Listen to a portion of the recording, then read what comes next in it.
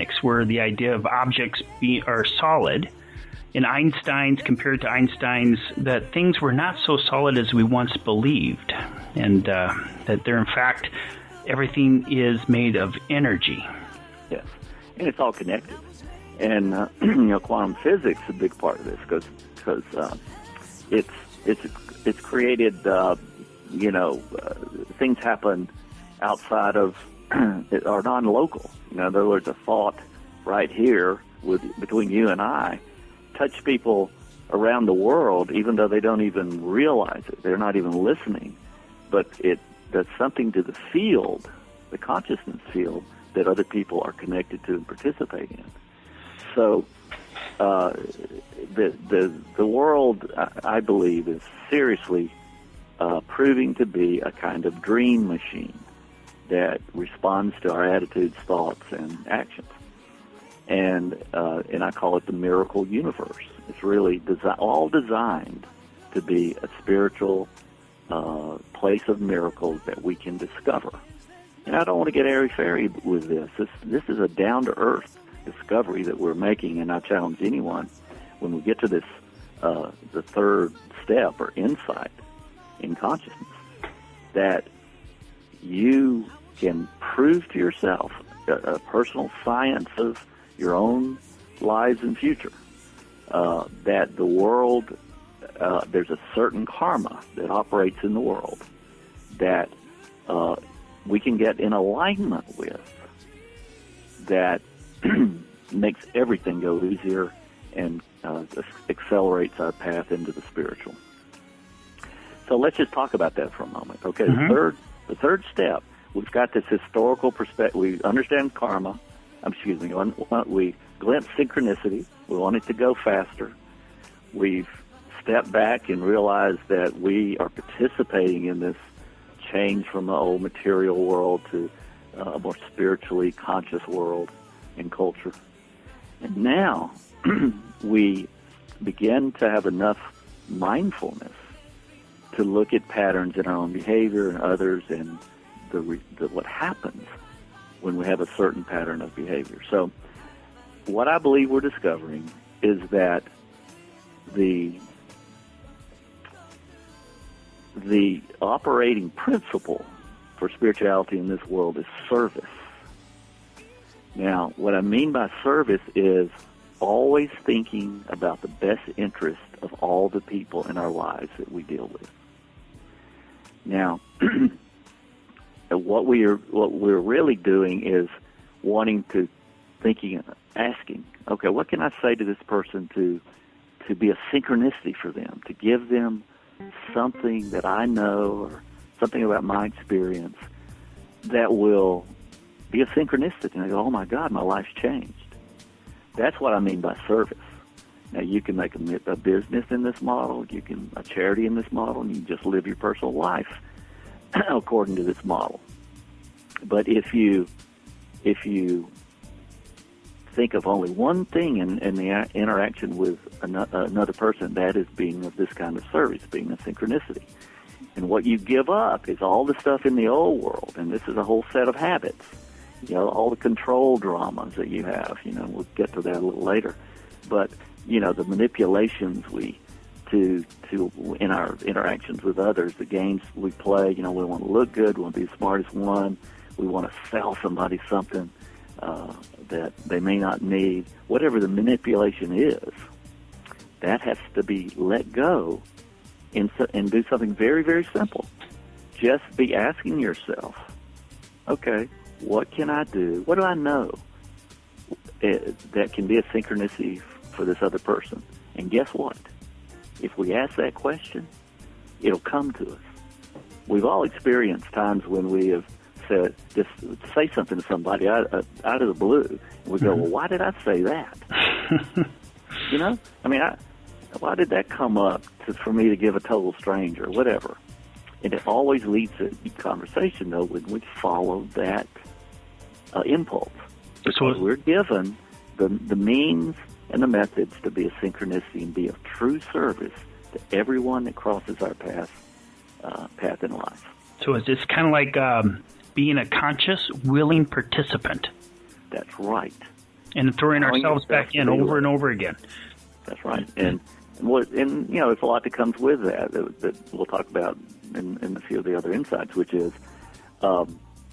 making sure we're bold. In other words, if something comes to us to say to a person, not letting the ego say, well, that will sound stupid to them, or that'll, our ego wants to be safe, I mean, so our left brain will be going, no, don't say that. That's stupid. They'll laugh at you, or, that won't make sense.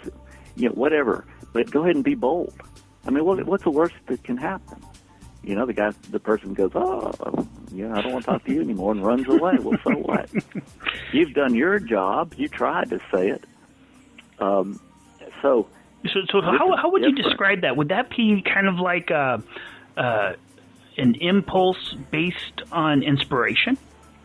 Well, it's an intuition. Intuition. It's a guidance, and that's the red. Some of these. When we get to the seventh insight, then we realize that following your own intuition is the way to have a more synchronicity. But for now, let's just stay right here, because we're understanding how the karma works around this idea of service. So, okay, we're trying to be a synchronicity to the person, whoever we're dealing with.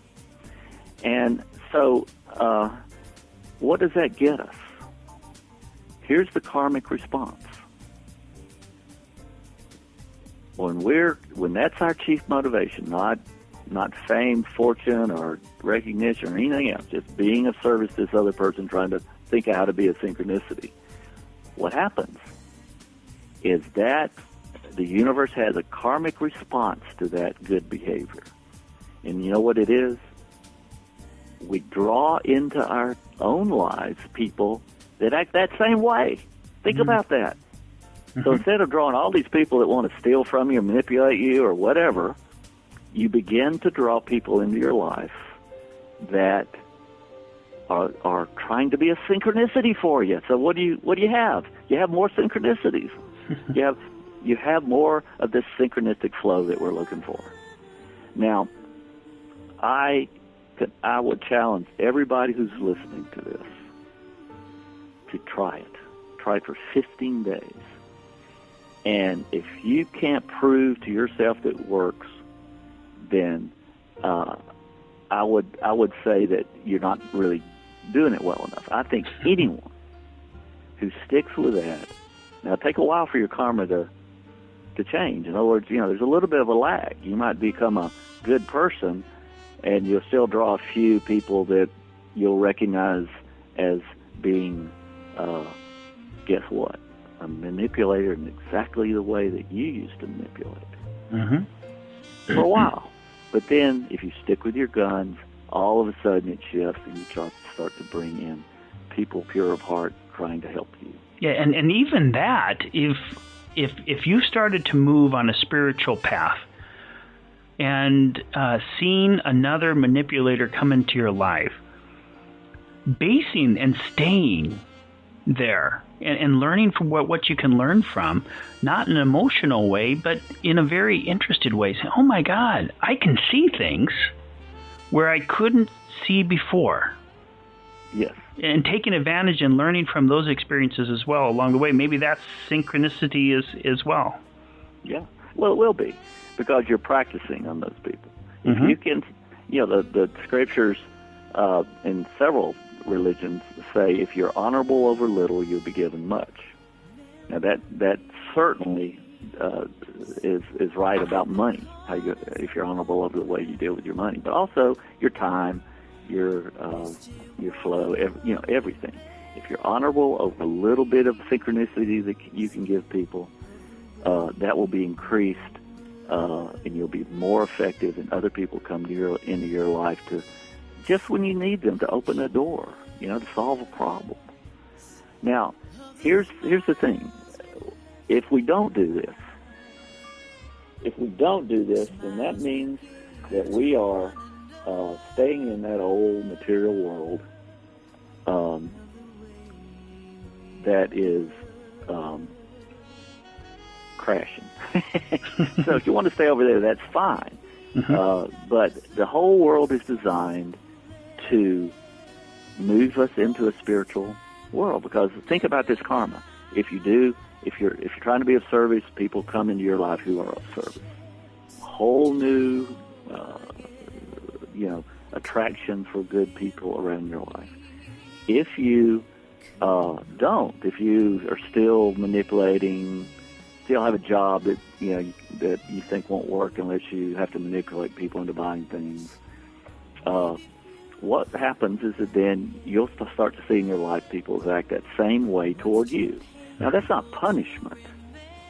That's so you can see the harm that kind of manipulation does to people.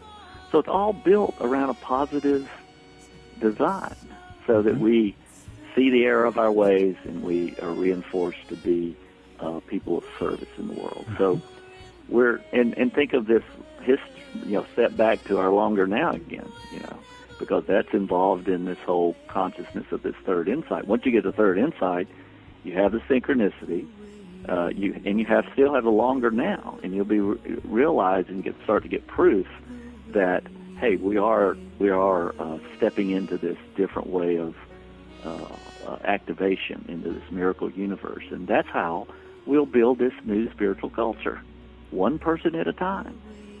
Every person has to step out of the chaos of this dog-eat-dog, selfish approach to life and into the economy and the sociology of service and all that gives you. So you can see then how this all builds on itself. And so, in speaking of the building, that leads us right into the next fourth insight, which I labeled the energetic tug of war. It's kind of like a struggle for power. Yes. So now, describe what is this about? Well, when we call it the struggle for power, it's this old world that we're talking about, that's crashing, And the more it crashes, the more desperate everybody's left brain or their ego gets, and the more they tend to manipulate or whatever it is they do to get money or to get emotional nurturing or whatever that's the goal of this manipulation.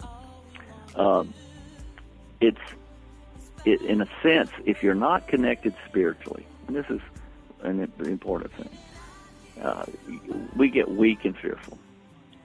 So, it's the old thing, love is the answer, fear is the problem. We have to first just practice withdrawing from the power struggle.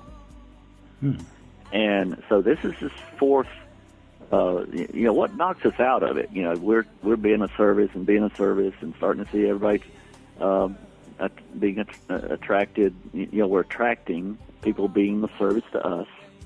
And then all of a sudden we meet one of these a manipulator type who comes in our lives or as a test, and we fail the test, because we get into a power struggle of trying to, out-insult somebody or, let our anger be the way we deal with somebody pulling in front of us in traffic, or all those little tests, are you going to be of service to people? Are you going to be a reactor in this world where you think you're entitled to not having people pull out in front of you? So